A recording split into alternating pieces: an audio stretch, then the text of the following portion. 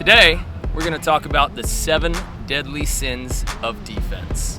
If you want to check out more videos in our series called 7 Deadly Sins, we've got a great one on hand setting that right now, as we're filming, has over 70,000 views. And if you want to see the next video, go ahead and click on the subscribe and notification button. It's the one down there, that Brandon's looking at.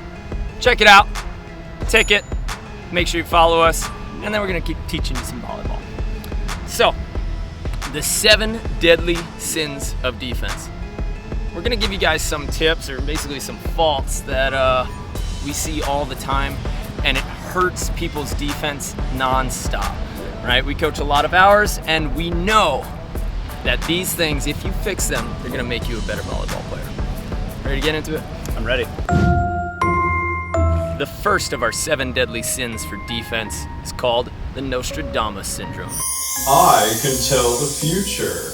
Too many beach volleyball players think that reading is the same thing as guessing. Or when they guess, they think that they're reading. All right. Oh, he's going line this time. I got him. No! Stop guessing! You don't know the future, and you don't know what's about to happen. I don't want you to feel like you can read somebody's mind based on what they're doing in the air. It's way better to hold your ground and then go where the ball tells you to go, instead of trying to think where the other person wants to go. Trust your feet, make sure that you're stable, use great footwork, and you'll get a lot more touches on balls than if you keep trying to guess where somebody's going. Yeah! Oh, hey there. The next deadly sin is called pocket hands. Something that we see a lot when we are coaching is that players tend to play defense with their hands really close to their body, or the impression that they have their hands in their pocket. When you do this, you are not only slowing down your reaction to make a dig, but you're also just not setting up your platform for an easy contact. What we want you to do is that you should obviously be in your athletic position, but then you should have your hands out in front of you. You do not want to allow these hands to come back or even be behind you while you're reading that attacker. Allow those hands to be out in front of you.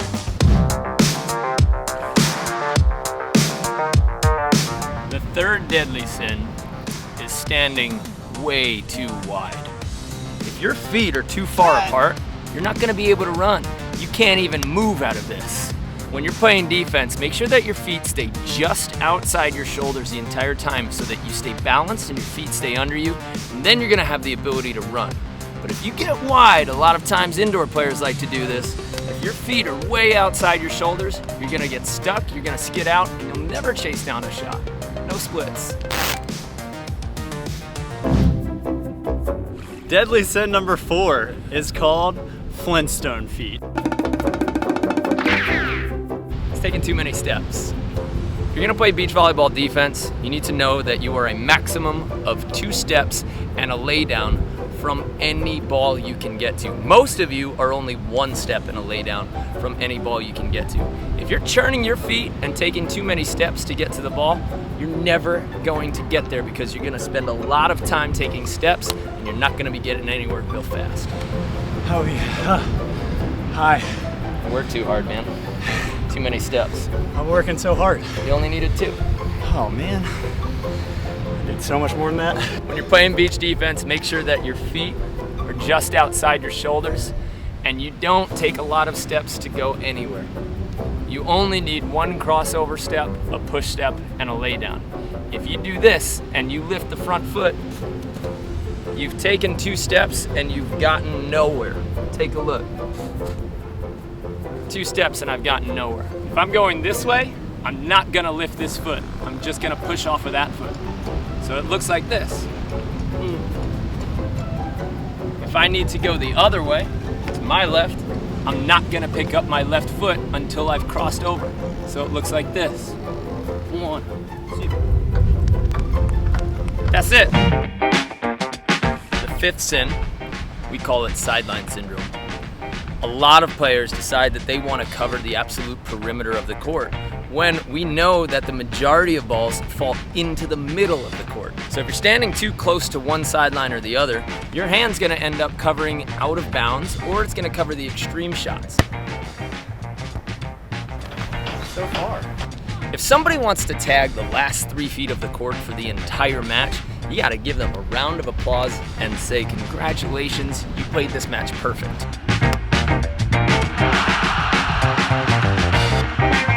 If you stand too far away from either sideline, in other words, if you're not centralized, you're gonna be way too far away from the ball to dig a high line or dig a cut shot.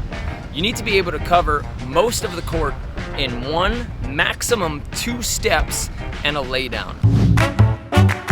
Deadly sin number 6 is sticking to your call no matter what. Some examples that we can use that I guarantee every single one of you have seen is that when we call line and the setter sets a ball that traps the hitter inside or almost to the point where they set them on the opposite side of the court, and our blocker is still standing by the line antenna for some reason. It's okay to make adjustments. Even though you have called line, if that set puts the attacker in a position where a line attack is not something that you need to be defending, then it's your job to make an adjustment and change your call. The reason that you are making a call is because you're trying to set yourself up for an opportunity to win a point.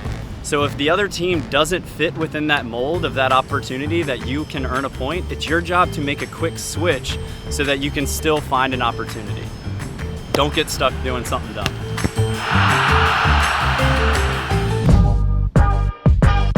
The 7th and final deadly sin is only watching the ball. If you're only watching the ball when defense, or you play beach volleyball like this, and you're not looking at the players, you're not gonna know where the ball is going to go. The ball cannot dictate its own actions. It's only dictated by someone else. And if you're not looking at the person who's dictating that action, then you're not gonna know where the ball is gonna go. So get your eyes on the attacker because they are gonna tell you where it's going. We're gonna run a test right now.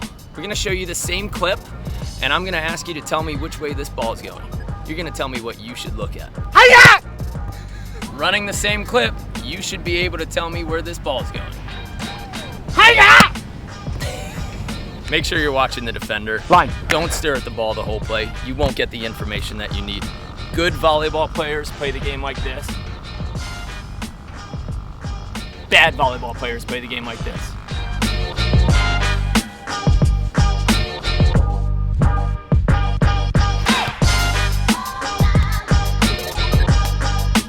Before you go, we want to tell you about an opportunity you have to get better right now. If you don't have a coach or if you're not in a place where you can train, we have online courses at betteratbeach.com. So if you're interested in getting drills and advice that you can start implementing right now so that you can get better in your game, you need to head to betteratbeach.com. One of our most popular courses is our 60-day strength and conditioning course. It's 60 days to get you jumping higher, hitting harder, and moving faster. You can look like that. This course is designed specifically for volleyball players, and if you're looking for a training program and you've been wondering what to do so that you can jump higher, move faster, and hit harder, this is the program for you. We're gonna link it below. Brandon's gonna tell you about our memberships. We also have a couple different memberships that we are offering, starting off with a rookie membership that is for our beginners. If you feel like you're just trying to get introduced to this game, this rookie membership is not only gonna allow you opportunities to talk to coaches, but it's also gonna give you a brief glimpse into all the different types of skills that you need to know to succeed at this sport when you're starting out. Make sure that you do this because one thing that is really tough on coaches is if you go out to the game and you don't know what you're doing, you develop a lot of bad habits, and we want to make sure that you get rid of that and you don't slow your progression like you will if you try to learn on your own. We also have a main draw membership, which is going to give you a more in-depth vision of all of the skills that are covered in the rookie, except now we're going in depth and we're talking about system play, we're talking about technique, we're talking about how you can use those skills to win points. We also show you a lot of our practices that we run here in Hermosa Beach, California. So if you're interested in seeing what it's like to run a 2-hour practice, every one of our practices gets filmed and they get added to betteratbeach.com. The last thing that you want to go for is our free Better at Beach Volley Chat membership. In Volley Chat, you can be connected to any beach volleyball player in the world, and almost everybody has the same types of questions, and on those forums, those questions have already been asked and they've already been answered. You can search by word, keyword, and you can search by person and tag individuals. So if you want to be connected to us and talking to us regularly, Better at Beach Volley Chat Forum is the best place to go. Check it out, and we'll see you there. Pio! Let's get better, baby!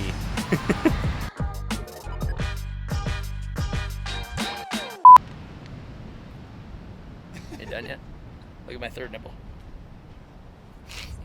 Imagine yourself in a situation when you know something is coming at you and you still decide that you are going to stay in the exact same place and get hit. Sack lunch! Yum, yum, yum, yum, yum, yum.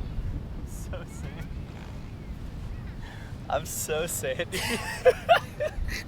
One thing that we like to stress on is that when you are setting up for your defense, you want to make sure that you are looking at the other side of the net, and if you hold your hands out and you move your fingers,